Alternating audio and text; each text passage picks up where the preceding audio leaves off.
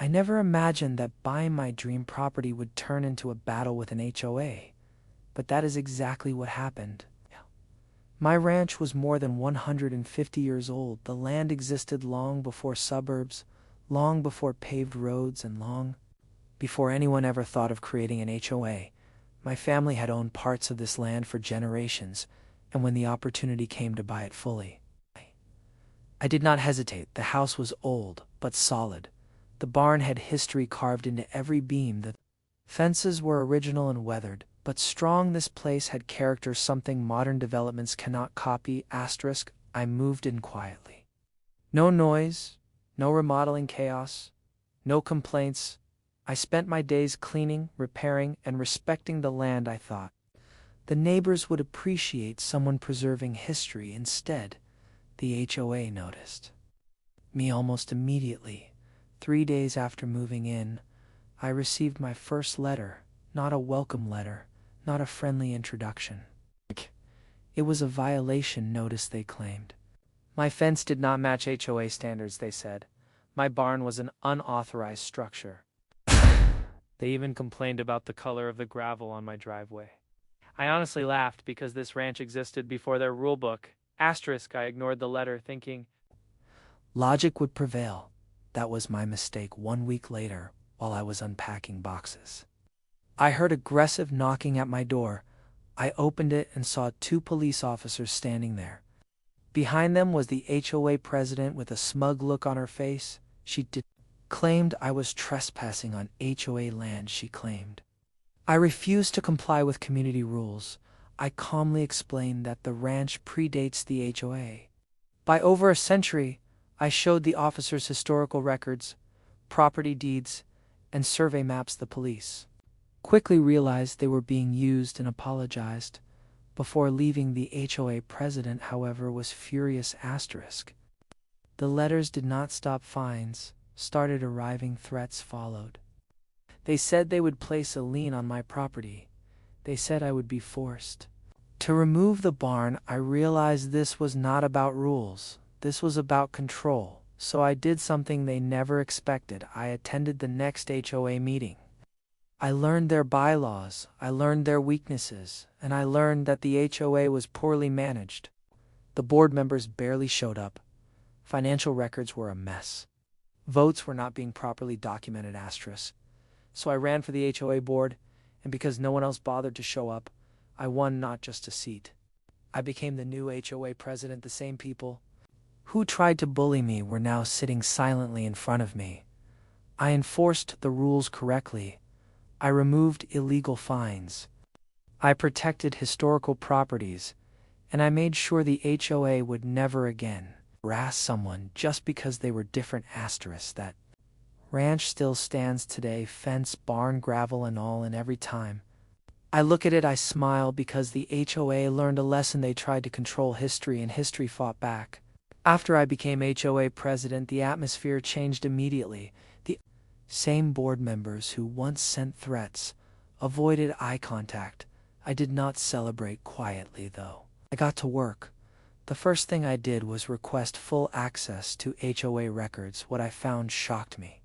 Years of missing documentation, selective enforcement, unapproved spending, and dozens of complaints buried and ignored. Asterisk. Residents had been fined for tiny things: trash cans visible for minutes, lawns 1 inch too high, cars parked overnight. Meanwhile, the old board approved exceptions for their friends. This HOA was not about community, it was about power. I called a special meeting, and for the first time residents showed up. People were angry, people were tired, and people were finally ready to speak. Asterisk. One by one they shared stories. An elderly couple fined for their antique mailbox, a veteran threatened over a flagpole, a single mother harassed over chalk drawings on her driveway. I listened carefully and documented everything. Then I explained the truth. The HOA bylaws were being violated by the board itself. The room went silent. Asterisk. I froze all non-essential fines immediately. I ordered an independent audit, and I suspended enforcement actions until policies were rewritten. The same HOA president who once stood behind police officers, was now sitting in the audience, furious but powerless. She tried to interrupt, but I reminded her of meeting rules. She stormed out. The audit revealed thousands of dollars missing. Funds spent on personal landscaping, private dinners, and even travel expenses. Disguised as HOA training, the board members resigned. Within weeks, some neighbors apologized to me personally, others thanked me for standing up. The police incident became local gossip, and suddenly the ranch was no longer the problem, it was a symbol. Today, HOA still exists, but it works the way it should. Transparent, fair, and respectful historical properties are protected, and no one fears surprise fines or police visits. The ranch remains untouched, standing proudly as it has for over a century. Calling the cops was their biggest mistake because it woke the wrong homeowner and turned their worst enemy into their boss. Just when I thought things were finally settling down, the HOA tried one last move. They did not come at me directly this time. They went after the ranch quietly. Suddenly, I started receiving notices from the city. Code enforcement inspections, historic preservation questions, zoning reviews, all perfectly timed. Someone from the old HOA board had been making anonymous calls, hoping the city would force me to change the property. What they did not expect was that my ranch was already registered as a protected historical site. The paperwork had been completed years earlier by the previous owner, but never tested. When inspectors arrived, I welcomed them. I showed them original blueprints, century-old tax records, and photographs dating back generations. They were impressed, not annoyed. The barn was praised, the fence was documented, the land was officially cleared. That is when the backlash hit the HOA. The city began asking questions. Why were they filing false complaints?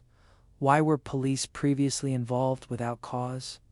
Why were they targeting a protected property?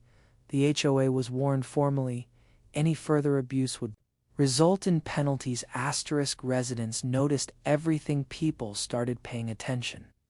Attendance at meetings doubled. Transparency was no longer optional. I introduced term limits, voting, audits, and clear rules for enforcement. The HOA transformed from a feared authority into a boring administrative group, and that is exactly how it should be.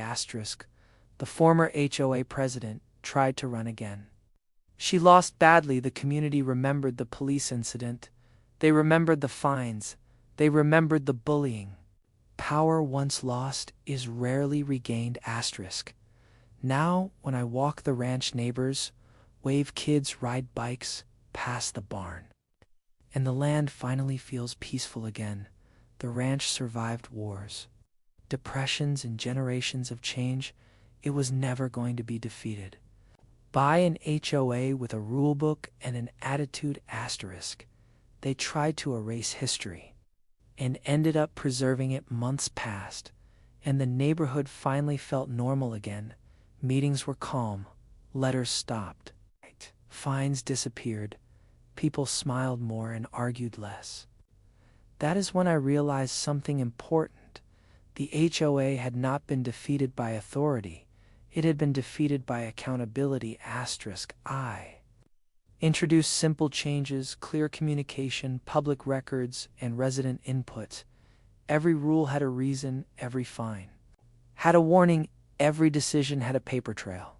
The fear that once controlled the community vanished. The ranch became a landmark. Neighbors brought visiting family to see it, kids asked about its history. I opened the barn during community events and shared stories about the land. People stopped seeing it as an eyesore and started seeing it as heritage.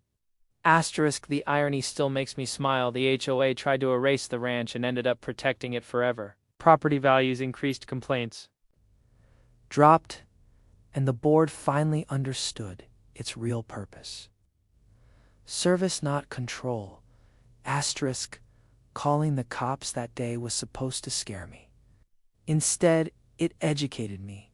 It showed me exactly how broken the system was and how easy it was to fix when someone refused to be bullied. asterisk, the ranch stands unchanged, strong, quiet, and proud, just like the lesson it taught. Power without respect always collapses, and history always outlasts arrogance.